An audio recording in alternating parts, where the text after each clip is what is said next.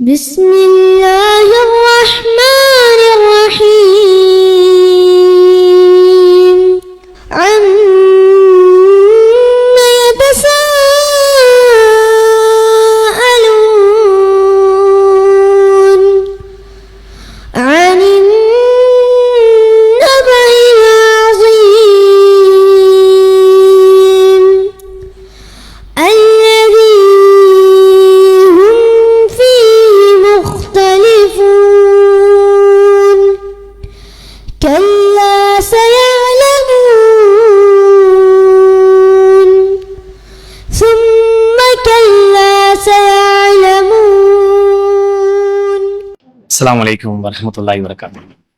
கண்ணியத்திற்குரிய எல்லாம் வல்ல அல்லாஹ்வின் நல்லடியார்களே, இந்த நேரத்திலே அல்லாஹுடைய மார்க்கத்தை அறிந்து கொள்ள வேண்டும் என்ற ஒரு உயர்ந்த நோக்கத்தோடு இந்த நேரத்தை நாம் செலவிட்டு வருகிறோம்.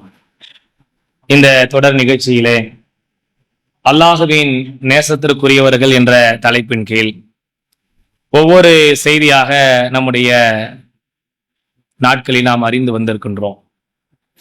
இன்றைய தினம் அல்லாஹுடைய நேசத்திற்கும் மிக மிக விருப்பமான, அல்லாஹுவின் பாசத்திற்கு மிகவும் தகுதியான ஒரு முக்கியமான தன்மையை தான் நாம் அறிந்து கொள்ள இருக்கிறோம். அல்லாஹு ரப்புல் ஆலமீன் திருமறை குர்ஆனிலே 2வது அத்தியாயத்தினுடைய 222வது வசனத்திலே சொல்லுகிறான், இன்னல்லாஹ யுஹிப்புத் தவ்வாபீன வ யுஹிப்புல் முத்தத்தஹிரீன். அல்லாஹ் பாவ மன்னிப்பு கேட்பவர்களையும் தூய்மையானவர்களையும் அல்லாஹ் நேசிக்கிறான். இந்த 2 தன்மைகளையும் அல்லாஹு ரப்புல் ஆலமீன் ஒரு சேர சொல்லக்கூடிய செய்தியை பார்க்கிறோம். பாவ மன்னிப்பு தேடுபவர்களையும் தூய்மையானவர்களையும் அல்லாஹ் நேசிக்கிறான். ஏனென்றால் மனிதர்களாக படைக்கப்பட்டிருக்கிற நாம் பலகீனமான படைப்பாக படைக்கப்பட்டிருக்கிறோம். பாவங்கள் செய்யக்கூடியவர்களாக படைக்கப்பட்டிருக்கிறோம். தீமைகள் செய்யக்கூடியவர்களாக படைக்கப்பட்டிருக்கிறோம். அப்படிப்பட்ட இந்த படைப்புக்கு அல்லாஹு ரப்புல் ஆலமீன் வழங்குகிற மிக முக்கியமான ஒரு தன்மை என்று சொல்லலாம். அதை எப்படி வேண்டுமானால் நாம் எடுத்துக்கொள்ளலாம். அல்லாஹு ரப்புல் ஆலமீன் நம் மீது கருணை காட்டுகிறான், நம் மீது அல்லாஹ் இரக்கம் காட்டுகிறான், நம் மீது பாசம் வைக்கிறான் என்று எத்தனை வார்த்தைகளை போட்டாலும் கூட அவனுடைய மன்னிப்புக்கு நிகராக எதையும் நாம் சொல்லிவிடவே முடியாது. அப்படிப்பட்ட இறைவன் நம் வாழ்க்கையிலே செய்கிற எல்லா தவறுகளையும் மன்னிப்பதற்கு தயாராக இருக்கிறான்.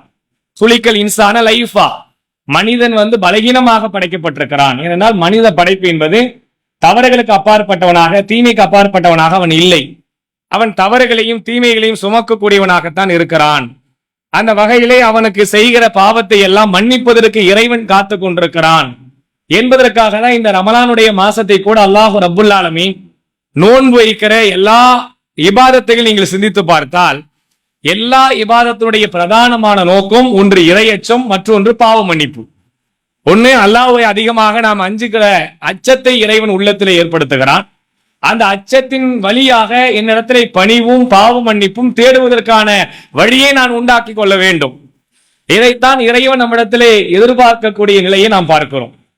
அப்ப நம்ம ஏராளமான பாவங்களை சுமக்கிறவராக இந்த உலகத்துல வாழ்றோம். நம்முடைய பேச்சால, நம்முடைய செயலால, நம்முடைய சிந்தனையினால, நம்முடைய நடவடிக்கையினால நீங்கள் சிந்தித்து பார்த்தால் பாவம் செய்யாத நாட்களே நேரமோ வினாடியோ இல்லாமல் இருக்கும் என்று சொல்லுகிற அளவுக்கு எல்லா நேரங்களையும் நாம் பாவத்தை செய்கிறோம். அல்லாஹு ரப்புல் ஆலமீன் திருமறை குர்ஆனிலே நமக்கு சொல்லி காட்டுகிறான். நபிகள் நாயகம் ஸல்லல்லாஹு அலைஹி வஸல்லம் அவர்கள் நமக்கு சொல்லுகிறார்கள், பாவமே செய்யாத ஒரு சமுதாயம் இந்த உலகத்தில் இருக்கும் என்று சொன்னால் அல்லாஹ் அந்த சமுதாயத்தை அழிச்சிருவான். பாவமே நம்ம செய்யாம இருந்தா அந்த சமுதாயத்தை இறைவன் அழிச்சிட்டு பாவம் செய்கிற ஒரு சமுதாயத்தை இறைவன் படைப்பான். அவர்கள் அல்லாஹ்விடத்திலே பாவ மன்னிப்பு தேடுவார்கள், அவர்கள் அல்லாஹ்வை நேசிப்பார்கள், அல்லாஹும் அவர்களை நேசிப்பான். அல்லாஹ் சொல்கிற வார்த்தை என்னன்னா, அந்த பாவ மன்னிப்பு தேடுகிற மனிதர்கள் எப்படி இருப்பாங்க என்றால் இறைவனை நேசிப்பார்கள், இறைவனும் அவர்களை நேசிப்பான். அப்படிப்பட்ட அளவுக்கு இறைவன் திருமறை குர்ஆனில இறைவன் பாவ மன்னிப்பு தேடுவதை பற்றி நிறைய செய்தியை சொல்லிக் கொண்டே போகிறான். நம்ம வாழ்க்கையில அதுக்காக வேண்டி நாம் முயற்சி பண்ணுகிறோமா? இபாதத்து செய்கிறோம், தொழுகிறோம், மற்ற காரியங்கள் ஈடுபடுகிறோம், எல்லாமே பாவ மன்னிப்பினுடைய ஒரு நிலைதான். ஆனால் அதற்காக நேரம் செலவிட்டு அதற்காக உட்கார்ந்து நான் இந்த தப்புலாம் இறைவா நான் செஞ்சுட்டேன், என்னுடைய காலத்துல நான் இது மாதிரி செஞ்சிருக்கிறேன், பேசியிருக்கிறேன், பிறரை நான் துன்பப்படுத்தி இருக்கிறேன், பிறருக்கு இந்த தீங்கை தந்திருக்கிறேன், உன்னிடத்துல இபாதத்தை இல்லாம தொழுகை இல்லாம நோன்பு இல்லாம நிறைய தவறுகளை நான் செஞ்சுட்டு இருக்கிறேன், இதையெல்லாம் இறைவனிடத்தை முன்னிறுத்தி பாவ மன்னிப்பு தேடுவதற்குத்தான் இந்த மாதத்தை அல்லாஹ் நமக்கு வழங்கி இருக்கிறான். இந்த பாவ மன்னிப்புல 2 வகை. ஒன்று, மனிதர்களுக்கு செய்த தீங்கின் காரணமாக அல்லாஹ்விடத்துல மன்னிப்பு கேட்பது. இன்னொன்னு, இறைவனுக்கு செய்ய வேண்டிய இபாதத்துகள்ல குறை வைத்து அதனால் அல்லாஹ்விடத்துல உணர்ந்து மன்னிப்பு கேட்பது இன்னொரு வகை. 2 வகையும் இறைவன் இணைக்கிறான். 2 வகையின் மூலமாகவும் நாம் பாவம் செஞ்சிருக்கிறோம். ஒரு மனிதன் இன்னொரு மனிதனுக்கு பாவம் செய்யாம இருக்கிறோமா? இது நல்லா யோசனை பண்ணி பாருங்க. நம்ம என்னைக்காவது யாருக்குமே நான் தீங்கிழிச்சதே இல்ல, யாருக்கும் என் வார்த்தையினால சங்கடப்படுத்தியது இல்ல, என் செயலால சங்கடப்படுத்தியதே இல்ல என்று நம்மளை யாரையாவது சொல்ல முடியுமா? எந்த மனிதர்களையாவது சொல்ல முடியுமா? எந்த மனிதர்களையும் எந்த மனுஷனையும் சொல்ல முடியாத அளவுக்கு ஆண்களாக இருந்தாலும் பெண்களாக இருந்தாலும் எல்லோரும் தன் கரத்தாலேயோ தன் வார்த்தையினாலேயோ தன் செயல்னாலேயோ யாரையாவது துன்புறுத்திற்கு வழிவகையை நாம் செய்தே இருப்போம். செய்யாம இருப்போம், நம்ம யாருமே சொல்ல முடியாது. யாராவது விதிவிலக்கா கொஞ்சமா செஞ்சிருப்போம் இல்ல அதிகமா செஞ்சிருப்போம். இந்த ரேஷியோ வகையில தான் வித்தியாசப்படுமே தவிர, ஆனால் அதிகமான முறையில செய்வதற்கான வாய்ப்பு நம்மிடத்தில் இருக்கிறது. அதற்காகத்தான் இறைவன் சொல்லுகிறான், நாம் செய்கிற தவறுகளை அல்லாஹ்விடத்தில் முன்னிறுத்தி மன்னிப்பு கேட்கிற வாய்ப்பை இறைவன் நமக்கு விசாலமாக்கி தருகிறான். ஏன்னா ஷைத்தானை பொறுத்த அளவுக்கு சீக்கிரமா மன்னிப்பு கேட்கிற சிந்தனையை மட்டும் நமக்கு தரவே மாட்டான். ஷைத்தானை பொறுத்த அளவுக்கு அவனுக்கு உள்ள இருக்கிற அந்த ஈகோ தன்மை எதை ஏற்படுத்துவான்னா, மன்னிப்பு கேட்கிற தூதர் சொல்லுவது கட்டுப்படு, இந்த வார்த்தையை இந்த செயலை நம் உள்ளத்திலே ஷைத்தான் மிக விரைவில் கொண்டு வரவே மாட்டான். நீங்க அப்படியே உங்களுடைய வாழ்க்கை நடந்த சம்பவங்களை எல்லாம் சிந்திச்சு பாருங்க. உங்க வியாபாரத்துல, உங்க நட்பு வட்டாரத்துல, உங்க குடும்பங்கள்ல, உங்க உறவுகள்ல, இது போல ஆண்களுக்கிடையே பெண்களுக்கிடையே வருகிற சின்ன சின்ன விவகாரங்கள்ல நாம் இறங்கி போய் மன்னிப்பு கேட்டு வருத்தம் தெரிவித்து அவர்களுக்கிடையே இணக்கத்தை ஏற்படுத்துகிற வழியை நாம் செய்திருக்கிறோமா என்று நீங்கள் சிந்திச்சு பாருங்க. அப்படியான நிலை பார்த்தா ரொம்ப ரொம்ப குறைவா இருக்கு. ஏன்? ஷைத்தான் அவ்வளவு சீக்கிரமா நம்மளை விடவே மாட்டான். எப்படியாவது அவர் அந்த சிந்தனையில இருந்து மாத்தணும் என்று நினைப்பான். ஏன்னா அப்படி மன்னிப்பு கேட்காம இருந்தா மட்டும்தான் பாவம் அதிகரிக்கும். இறங்கி போவாம இருந்தா மட்டும்தான் பாவம் அதிகரிக்கும். நபிகள் நாயகம் ஸல்லல்லாஹு அலைஹி வஸல்லம் அவர்கள் சொல்லுகிற ஒரு அற்புதமான செய்தியை பாருங்கள். நேற்றைய கூட அந்த செய்தியை நம்ம சொன்னோம். மா நக்கஸ ஸதகத்தி மிம்மால், அல்லாஹு ரப்புல் ஆலமீன் நீங்கள் செய்கிற தர்மத்திலே எதையுமே குறைப்பதில்லை என்று முதலிலே அல்லாஹ்வின் தூதர் ஸல்லல்லாஹு அலைஹி வஸல்லம் சொல்லிவிட்டு, யார் பிறரை மன்னிக்கிறார்களோ அவர்களை அல்லாஹு ரப்புல் ஆலமீன் உயர்த்துகிறான். பிறரை யார் மன்னிக்கிற குணத்திலே வருகிறார்களோ, போப்பா செஞ்சிட்டாங்க தப்பு என்று அலட்சியப்படுத்துகிறார்களோ, அவர்களை மன்னித்து விடுகிறார்களோ, அப்படிப்பட்ட மனிதர்களை அல்லாஹு ரப்புல் ஆலமீன் இஸ்ஸத்தை கண்ணியத்தை அவன் உயர்த்துகிறான். யார் அல்லாஹ்வுக்காக வேண்டி பணிந்து போகிறார்களோ அல்லாஹ் அவர்களை உயர்த்துகிறான். 2 வார்த்தை சேர்த்து சொல்றாங்க. யார் பிறரை மன்னிக்கிறார்களோ அல்லாஹ் அவர்களை கண்ணியப்படுத்துகிறான். யார் அல்லாஹ்வுக்காக வேண்டி பணிந்து போகிறார்களோ அவர்களை அல்லாஹ் உயர்த்துகிறான், இஸ்ஸத்தை கூட்டுகிறான். பொதுவா நம்ம மனசுல என்ன வரும்? ஷைத்தான் சிந்தனை என்ன போடுவான்? அட மன்னிச்சாலும் பெருசா மரியாதை போயிடும்பா. ஷைத்தான் போற முக்கியமான வேலை என்னன்னா, மன்னிச்சா மரியாதை போயிடும், மன்னிப்பு கேட்டா மரியாதை போயிடும். நம்மளாம் மன்னிக்க கூடாது. ஏன் மன்னிக்க கூடாது? அவன்லாம் மன்னிச்சா மன்னிக்கிறதுக்கெல்லாம் அப்பாற்பட்டவன். மன்னிப்புலாம் அவனுக்கு கொடுக்கவே கூடாது. எக்காலத்தை கொண்டால் அவனுக்கு மன்னிப்பே கிடையாது என்ற அளவுக்கு நம்ம உள்ளத்துல ஷைத்தான் அப்படிப்பட்ட கடுமையான ஒரு சிந்தனையை உள்ள விதைச்சி, நாமும் மன்னிப்பு கேட்க கூடாது செஞ்ச தப்புக்கு. பிறர் செஞ்ச தவறு நம்ம இடத்துல மன்னிப்பு கேட்டாலும் மன்னிப்பு கேட்கிற குணம் நமக்கு வராது. ஆனால் நபிகள் நாயகம் ஸல்லல்லாஹு அலைஹி வஸல்லம் உடைய வாழ்க்கை நீங்க சிந்திச்சு பாருங்கள். அவரை தான் நாம் ஏற்றுக்கொண்டிருக்கிறோம். இறைவனுடைய நேசம் வேண்டும் என்று சொன்னால் உலகத்துடைய மனிதருடைய நேசம் நமக்கு தேவையில்லை, இயக்கத்துடைய நேசம் தேவையில்லை, கட்சியினுடைய நேசம் தேவையில்லை. உலகத்திலே எந்த நேசத்தையும் விட அல்லாஹ் ரப்புல் ஆலமீனுடைய நேசம் நமக்கு நிச்சயமாக தேவைப்படும். அவனுடைய அருளால் மட்டுமே இந்த உலகத்தில் நிம்மதியாக வாழ முடியும். நாளை மறுமையிலே அல்லாஹ்விடத்திலே அவனுடைய அருளால் மட்டுமே சொர்க்கத்திலே நுழைய முடியும். உலகத்திற்காகவோ மனிதர்களுக்காகவோ இயக்கத்துக்காகவோ கட்சிக்காகவோ நாம் மன்னிப்பு கேட்கிறது என்பதை விட்டு விட்டோம் என்றால் நாளை கை சேதப்பட்டவர்களாக மறுமையிலே நிற்கிற ஒரு நிலை ஏற்பட்டுவிடும். நபிகள் நாயகம் ஸல்லல்லாஹு அலைஹி வஸல்லம் காலத்துல நடந்த மிக மோசமான ஒரு விவகாரம், யாராலும் ஜீர்ணித்துக் கொள்ள முடியாத, ஏற்றுக்கொள்ள முடியாத, மனசால் சிந்தித்து கூட பார்க்க முடியாத ஒரு செய்தி. அல்லாஹ்வின் தூதருடைய மனைவி அன்னை ஆயிஷா ரலியல்லாஹு அன்ஹா அவர்களை பற்றியான ஒரு அவதூறு செய்தி. ஒரு போர்க்களத்திற்கு போயிட்டு வருகிற வேளையில அவங்களுடைய மாலை தொலைஞ்சு போகுது. எங்க ஒட்டகம் உட்கார்ந்து இருந்துச்சோ அந்த ஒட்டகத்துக்கு கீழே தான் அந்த மாலை இருக்கிறது. அவர்கள் அணிந்திருந்த மாலை, அவர்கள் இயற்கை தேவைக்காக போறாங்க. போயிட்டு வருகிற நேரத்தில் அது காணாயிடுச்சு நினைச்சு அங்க இங்கேயுமா தேடி ரொம்ப நேரம் ஆகி எல்லா மக்களும் புறப்பட்டு போயிட்டாங்க. பின்னாடி வருவதற்கு லேட் ஆகி போச்சு. இந்த லேட்டான செய்தியை மிஸ்டர் என்று சொல்லுகிற ஒரு மனிதர் வழியாக அன்னை ஆயிஷா ரலியல்லாஹு அன்ஹா அவருடைய கண்ணியத்திலே கை வைக்கிற அளவுக்கு தவறான செய்தி ஊர் முழுக்க பரவுவதற்கான ஒரு காரணமாக அமைந்து விடுகிறது. அன்னை ஆயிஷா ரலியல்லாஹு அவர்களை எந்த அளவுக்கு நாம் மதிக்க நம்முடைய தாய், அப்படிப்பட்ட பெண்மணியின் மீது ஒரு தவறு அவதூறை சொல்வதற்கு ஒரு மனிதனுடைய உள்ளத்தில் எந்த அளவுக்கு சிந்தனை தவறான முறைகளை பதிந்திருந்தால் அப்படிப்பட்ட வார்த்தையை பேசியிருப்பார். யாராலும் ஏற்றுக்கொள்ளவே முடியல. நபிகள் நாயகம் ஸல்லல்லாஹு அலைஹி வஸல்லம் அவர்கள் ஒரு மாத காலம் தன் மனைவியிடத்தில் இதை குறித்து பேசக்கூட இல்லை, கேட்க கூட இல்லை. நம்ம மனைவி பத்தியான ஒரு சின்ன செய்தி, ஒரு லீக், அப்படியே ஒரு சின்ன ஒரே ஒரு பெர்சன்டேஜ்ல, அரை பெர்சன்டேஜ்ல 0.0% கிடைச்சா கூட நம்ம உள்ளத்துல எவ்வளவு சலனம் ஓடும், எவ்வளவு சந்தேகம் ஓடும், எவ்வளவு வருத்தம் அளிக்கும், எவ்வளவு மன அழுத்தத்திற்கு உள்ளாகுவோம். நபிகள் நாயகம் ஸல்லல்லாஹு அலைஹி வஸல்லம் அவர்கள் ஒரு மாத காலம் இது விஷயமாக தன் மனைவிடத்துல என்னன்னு கூட கேட்கல. அன்னை ஆயிஷா ரலியல்லாஹு அவர்கள் ஒரு மாத காலம் கழிச்சுதான் இது பற்றி அவர்கள்ட்ட செய்தியை பற்றியே கேட்கிறாங்க. நம்மள நினைச்சிருப்போம் ஒரு நாள் ஏதோ சம்பவம் வந்திருக்கும் போல உடனே ரசூலுல்லாஹ் கூட்டி விசாரிச்சிருப்பாங்க போல, கேட்டிருப்பாங்க போல நினைச்சோம்ல. ஒரு மாசம் கேட்கவே இல்லை, தன் தாய் வீட்டுல போய் உட்கார்ந்து இருக்கிறாங்க. அந்த அளவுக்கு அல்லாஹ்வின் தூதர் அவர்கள் பொறுமையினுடைய வடிவமாக, ஒரு விஷயம் வந்த உடனே பதட்டப்படாதனுடைய வடிவமாக, அதை பற்றி என்ன செய்தி அல்லாஹ் இறக்கிறான் என்பதற்கான நிதானத்தின் வடிவமாக எல்லா செய்தியும் அல்லாஹ்வின் தூதருடைய வாழ்க்கையிலே பார்த்திருக்கலாம். இந்த செய்தி பரவுது, இது ஒரு பெரிய வரலாறு. இது லைட்டா இந்த செய்தி மட்டும் சொல்லுகிறேன். அந்த செய்தி பரவுது. இதற்கான காரணம் யாருன்னு சொன்னா, அவங்களுடைய தகப்பனார் அபூபக்கர் சித்திக் ரலியல்லாஹு அன்ஹு அவருடைய வீட்டுல வேலை செய்த மிஸ்தக் என்று சொன்ன அவரால் உதவி செய்யப்பட்ட மனிதர். இந்த செய்தி இவரால தான் பரப்பிடுச்சோ அப்படின்னு கேள்விப்பட்ட உடனே பெரிய வருத்தத்துக்கு உள்ளாகி, இனிமே இந்த மனுஷனுக்கு உதவியே செய்யக்கூடாது, அல்லாஹ் மீது ஆணையாக உனக்கு எந்த உதவியுமே கிடையாது, போ, இனிமே உன்னை பராமரிக்க மாட்டேன், காசு பணம் கொடுக்க மாட்டேன், உனக்கு உணவு கொடுக்க மாட்டேன் என்று இறைவன் மீது சத்தியம் விட்டு சொல்லுகிறார். அவர் சொல்லுவதை தப்பு என்று யாருமே சொல்ல மாட்டோம். என் புள்ள மேல அவதூறு பண்ணியடா, என் வீட்டிலே வாழ்ந்தியடா, என் வீட்டிலே சாப்பிட்டியடா என்று நம்ம உள்ள எவ்வளவு பதறோம். அவங்க அந்த மாதிரியான ஒரு நிலைமைக்கு உள்ளா இருக்கிறாங்க. இந்த விஷயத்தை நம்ம வாழ்க்கையில ஜீர்ணிக்கவே மாட்டோம், யாரும் ஏற்றுக்கொள்ளவே மாட்டோம். இப்படிப்பட்ட ஒரு செய்தி இறங்குகிறது. அல்லாஹ் ரப்புல் ஆலமீன் அவர் செய்த சத்தியத்திற்கு பிறகு அழைத்து சொல்லுகிற விஷயம் என்ன தெரியுமா? உங்களை போன்ற செல்வம் படைத்தவர்கள், அல்லாஹ்வுடைய பாதையிலே ஹிஜ்ரத் செய்தவர்கள் இது போன்ற ஒரு சத்தியம் செய்வது என்பது தகவே தகாது. அலா அறிந்து கொள்ளுங்கள், லா யஃபிரல்லாஹு லக்கும், அல்லாஹ் உங்களுடைய பாவத்தை மன்னிக்க வேண்டும் என்று நீங்க நினைக்கலையா? அலா துஹிப்பூன யஃபிரல்லாஹு லக்கும், அல்லாஹ் உங்களுடைய பாவத்தை மன்னிக்க வேண்டும் என்று நீங்கள் விரும்பவே இல்லையா? நீ இப்படி ஒரு சத்தியம் பண்ணிட்டீங்க, மன்னிக்க மாட்டேன்னு சொல்லிட்டீங்க, சாப்பாடு கொடுக்க மாட்டேன்னு சொல்லிட்டீங்க.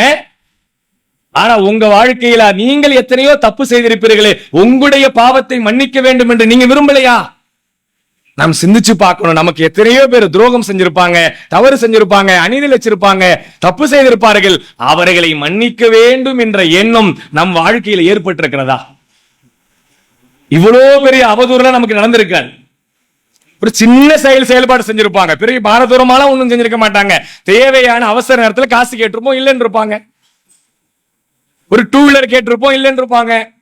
ஏதாவது ஒரு சின்ன உதவி கேட்டிருப்போம், இல்லைன்னு இருப்பாங்க.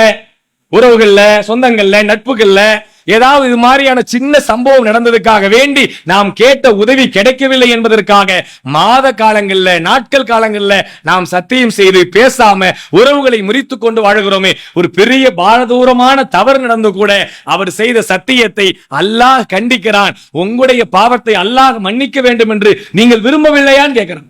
உங்கள் அஸ்னான் மல்டி ஸ்பெஷாலிட்டி பல் மருத்துவமனை. பல் மற்றும் வாய் சம்பந்தப்பட்ட அனைத்து விதமான நோய்களுக்கும் எங்களிடம் சிறப்பு சிகிச்சை அளிக்கப்படும். அஸ்னான் மல்டி ஸ்பெஷாலிட்டி பல் மருத்துவமனை, கலெக்டர் அலுவலகம் அருகில், நாகர்கோவில். நீங்கள் அனாதை குழந்தைகளை ஆதரிக்க விரும்புகிறீர்களா? தந்தை இழந்து தரமான உணவின்றி, நல்ல உடைகளின்றி, சரியான வழிகாட்டுதலின்றி அனாதைகளாக வாழும் இந்த குழந்தைகளுக்கு உதவும் கரங்கள் தான் தாருல் இல்ம் உதவும் கரங்கள். அல்லாவின் உதவியால் 2010 10 குழந்தைகள் என்று ஆரம்பிக்கப்பட்ட இந்த உதவும் கரங்கள் சமூகத்தில் கவனிப்பாரற்று அதிகரித்து வரும் அனாதை குழந்தைகளை கருத்தில் கொண்டு தற்போது 160 குழந்தைகளுக்கு மேல் பொறுப்படுத்தி செயல்பட்டு வருகிறது. இவர்களின் கண்ணீரை துடைத்திட நீங்கள் தாராளமாக உதவுங்கள். உங்கள் ஜகாத் மற்றும் சதக்காவை அனுப்ப வேண்டிய முகவரி தாருல் இல்ம், நம்பர் 64, பார்த்தசாரை தெரு, பழைய வண்ணாரப்பேட்டை, சென்னை 21. Website darulilmhh.com. தொடர்புக்கு 9840725020 9600055060. நம்மளாம் பாவத்துக்கு அப்பாற்பட்டவங்களா? நானும் அப்படி ரொம்ப உத்தம புத்தருப்பா, நானும் தவறெல்லாம் செய்ய மாட்டேன். அல்லாஹ்விட்ட போய் மன்னிப்பு கேட்க வேண்டிய அவசியம் எனக்கு ஒண்ணும் கிடையாது. அல்லாஹ்ல என்ன மன்னிக்க வேண்டிய அவசியம்லாம் ஒண்ணும் கிடையாது. அந்த அளவுக்கு நான் நிறைய அமல்களை மூட்டை மூட்டையா கட்டி கொண்டு வச்சிருக்கிறேன் என்று நம்மளை யாராவது சொல்ல முடியுமா? யாரும் சொல்ல முடியாத அளவுக்கு இருக்கிறோம். அல்லாஹ்வின் தூதர் ஸல்லல்லாஹு அலைஹி வஸல்லம் சொன்னார்கள், நான் ஒவ்வொரு நாளும் அல்லாஹ்விடத்திலே 100 முறை பாவ மன்னிப்பு தேடுகிறேன். அஸ்தக்ஃபிருல்லாஹு அஸ்தக்ஃபிருல்லாஹ் என்று சொல்லி அல்லாஹ்வின் தூதர் அவர்கள் 100 முறை துஆ செய்கிறார்கள். இறைவா என்னை மன்னித்து விடு, இறைவா என்னை மன்னித்து விடு என்று அல்லாஹ்விடத்திலே மன்னிப்பு கேட்கிறார் என்று சொன்னார்.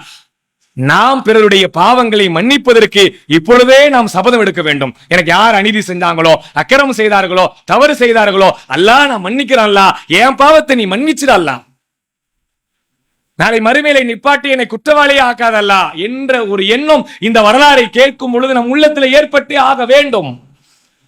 அவ்வளவு பெரிய தவறு செய்தவர்களே மன்னிக்கிறார் என்றார். எனக்கு அப்படிப்பட்ட எந்த பாரதூரமான தவறு நடந்தில்லையே.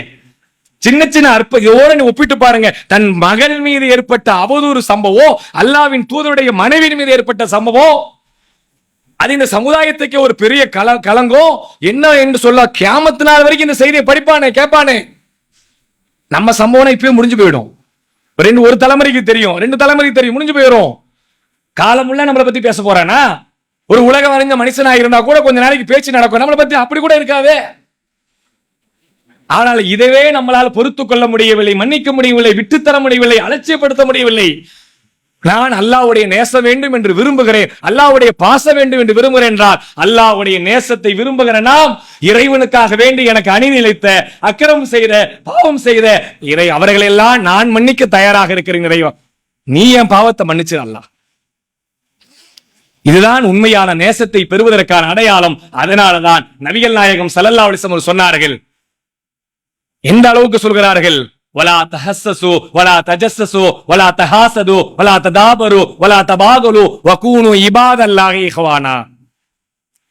சகோதரனுக்கிடையே ஒரு சகோதரன் இன்னொரு சகோதரனுக்கிடையே நீங்க கோபப்படாதீங்க, பொறாமை கொள்ளாதீங்க, ஒரு ஆளு மீது பகைச்சு கொள்ளாதீங்க.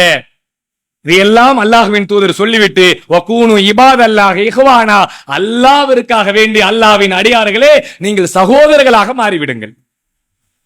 இறைவனுக்காக மன்னி, இறைவனுக்காக அதை தூக்கி தூர போடு, உள்ளத்திலிருந்து தூக்கி கடாசு. நான் அப்படி என் உள்ளத்திலிருந்து அதை நீக்கி இருக்கிறேனா, மறந்திருக்கிறேனா, மன்னிச்சிருக்கிறேனா என்று நீங்கள் சிந்திச்சு பாருங்க. நீங்கள் எத்தனை பேர் இடத்துல பேசாமல் இருக்கிறீர்கள் அதை மட்டும் சிந்திச்சு பாருங்க. ஒரே ஒரு செய்தி சொல்லுகிறேன் பாருங்கள்.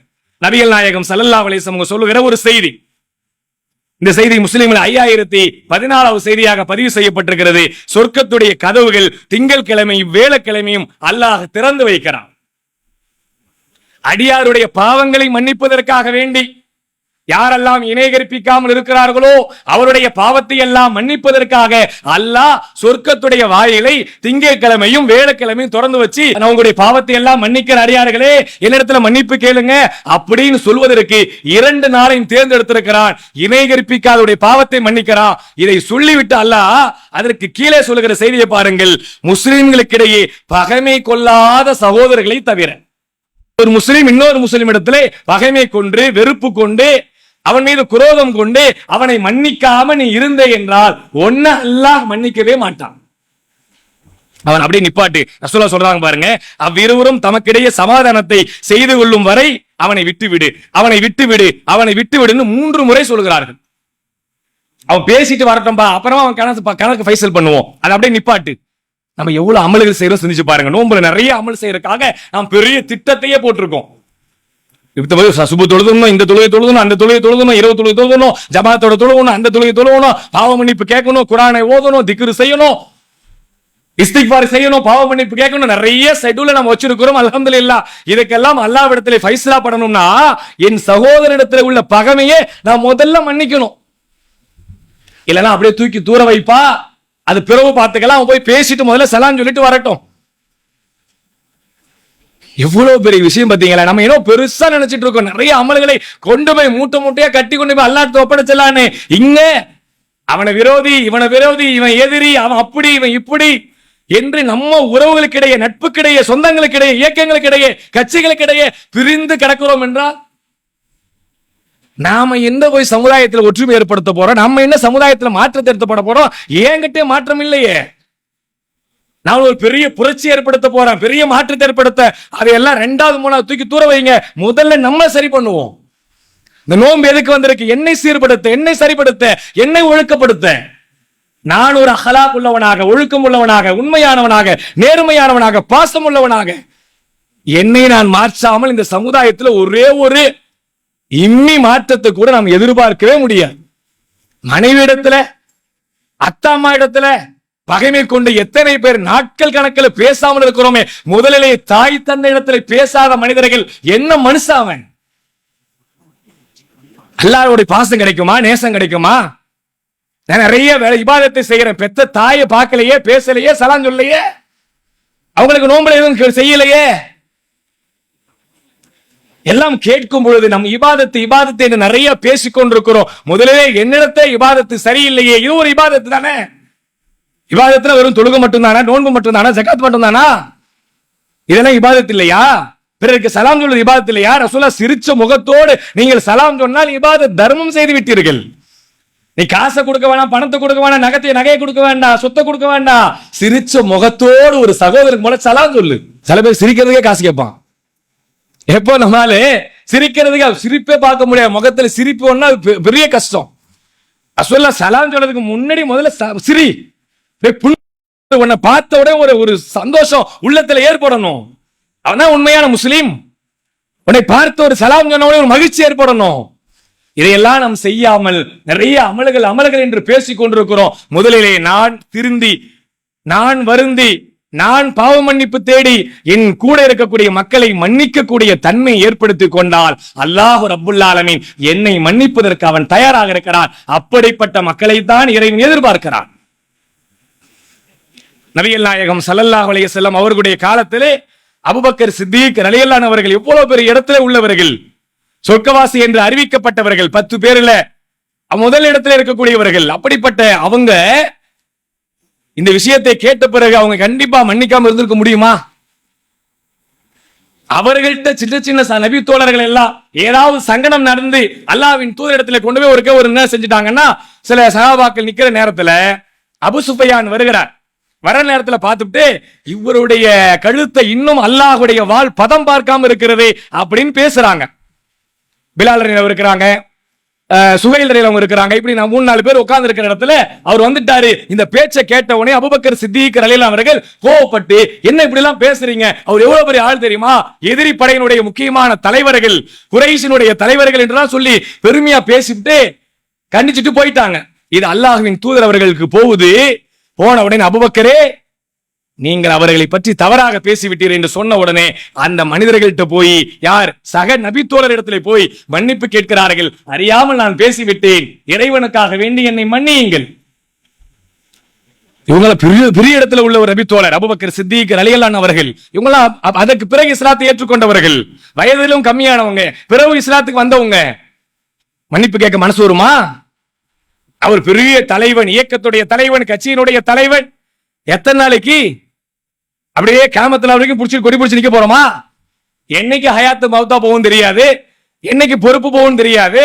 ஆனா நான் ஒரு பெரிய ஆளாக என்னை கட்டமைத்துக் கொண்டதனுடைய விளைவே இறங்கி போறதுக்கு, தாழ்ந்து போறதுக்கு, மன்னிப்பு கேட்பதற்கு, மக்களுக்கு தேசம் கொள்வதற்கு என் உள்ளத்தில் சைத்தான் விடமாட்டானே. இவனையே தூக்கி எறிய முடியவில்லை என்றால் என் வாழ்க்கையில எதை தூக்கி எறிய போகிறேன்? இதுதான் நாம் இன்னைக்கு எடுக்கிற சபதம். என்ன? என் வாழ்க்கையிலே யாரெல்லாம் தவறு செஞ்சார்களோ, அநீதி செய்தார்களோ, அக்கிரமம் செய்தார்களோ, அவர்களை இறைவனுக்காக வேண்டி நான் மன்னிக்கிறேன். எதற்காக? உங்களை மன்னித்தால் அல்லாஹ் என்னை மன்னிப்பான், இறைவன் என்னை நேசிப்பான், நாளை சொர்க்கத்திலே எனக்கு இடம் கொடுப்பான். இந்த உலகத்திற்கு பிறகு அவனிடத்திலே தான் நான் சொர்க்கத்திற்காக போறேன். இந்த உலகத்தில் நிரந்தரமா இருக்க போறது இல்லையே.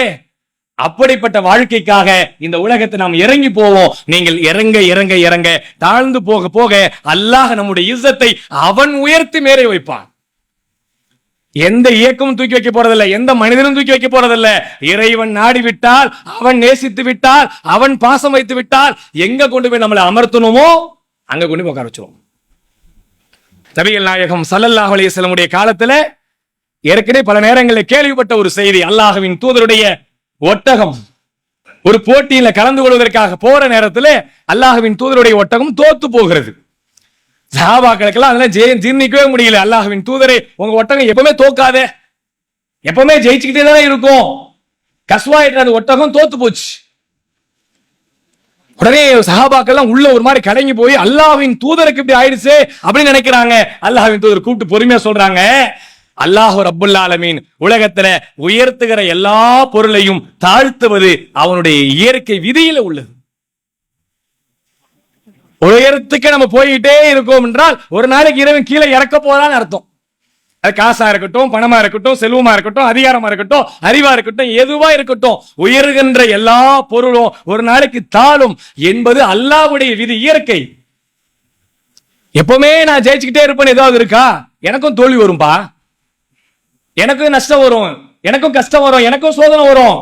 எல்லாம் அல்லாஹ்வின் தூதர் அவர்கள் நம் உள்ளத்திலே விதைக்கிறார் என்று சொன்னால் நாம் எடுக்க வேண்டிய சபதம் என்ன? அல்லாஹ்வின் தூதர் ஸல்லல்லாஹு அலைஹி வஸல்லம் செய்ததை போல உலகத்திலே எந்த தலைவரும் செய்திருக்க மாட்டார்கள். மரண தருவாய்க்கு முன்பாக பள்ளிவாசலை மக்களை கூட்டி வைத்து அவர்கள் மெம்பரிலே ஏறி, நான் யாருக்காவது அநீதி இழைத்திருந்தால், தவறு செய்திருந்தால், தப்பு செய்திருந்தால் அல்லாஹ்வுக்காக வேண்டி என்னை மன்னித்து விடுங்கள் என்று கேட்டார்களே, அப்படி மன்னிப்பு கேட்கிற குணம் என் உள்ளத்திலே இருக்கிறதா?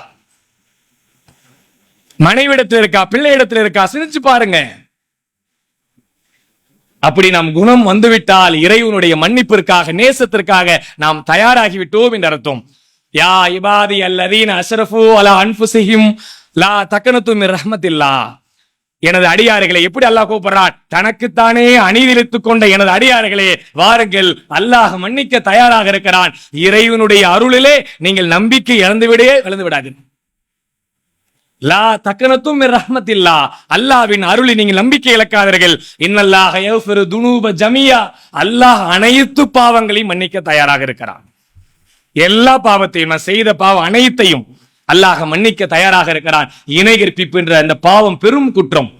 அல்லாஹ்வை விட்டு மற்றவர்களை வணங்குகிறார்கள், மற்றவர்களை உதவி தேடுகிறார்கள், மற்ற பொருளுக்கு சக்தி இருக்கு நினைக்கிறார்களே, அப்படிப்பட்ட இணை கற்பிப்பை கூட அல்லாஹ்விடத்திலே மன்னிப்பு கேட்டால் இறைவன் மன்னித்து விடுகிறான். மன்னிப்பை தான் இறைவன் தனக்காகவே கடமையாக்கி கொண்டான்.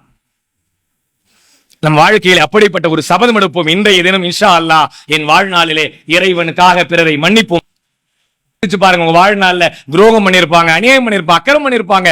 அதெல்லாம் நம்ம வாழ்க்கையில எடுத்து நினைச்சு பார்த்தால் உள்ளம் கலங்கும். அப்படிப்பட்ட செய்தியா இருக்கும். நம்ம இருக்கல, நம்மளை கேவலத்துக்கு மேல கேவலப்படுத்தியிருப்பார்கள். நம்ம ஏற்றுக்கொள்கிறோம், மறுக்கவே முடியாது. ஆனால் இந்த உலகத்தில் இறைவனுக்காக அவர்களை அலட்சியப்படுத்தினால் அல்லாஹ் நம்மை நேசிக்கிறான். இறைவனுடைய நேசம்தான் நமக்கு பிரதானமானது. அப்படிப்பட்ட நேசத்திற்காக இந்த உலகத்திலே வாழ்வோம். நாளை மறுமையிலும் அல்லாஹ் ரப்புல் ஆலமீனுடைய நேசத்தை பெற்று, மன்னிப்பை பெற்று, உயர்தரமான ஜன்னத்தில் ஃபிர்தௌஸ் என்ற அந்த சொர்க்கத்திலே நோன்பாளிகளுடைய ரையானுடைய வழியாக, சலாத்தினுடைய வழியாக, எல்லா வாயில் வழியாகவும் நாம் செய்திருக்க அமல்களை அங்கீகரித்து உயர்தரமான ஜன்னத்தில் ஃபிர்தௌஸ் என்ற சொர்க்கத்திலே ஒன்று கூட்டுவதற்காக வேண்டி அல்லாஹ் ரப்புல் ஆலமீன் நம் அமல்களை ஏற்றுக்கொள்வானாக, நம்முடைய தௌபாவை ஏற்றுக்கொள்வானாக என்ற உயர்ந்த பிரார்த்தனையோடு எனது உரையை நிறைவு செய்கிறேன். வாஹிர் தாவானா அனில் ஹம்துலில்லாஹி ரப்பில் ஆலமீன். அஸ்ஸலாமு அலைக்கும் வரஹ்மத்துல்லாஹி வபரகாத்துஹு. அல்லாஹ்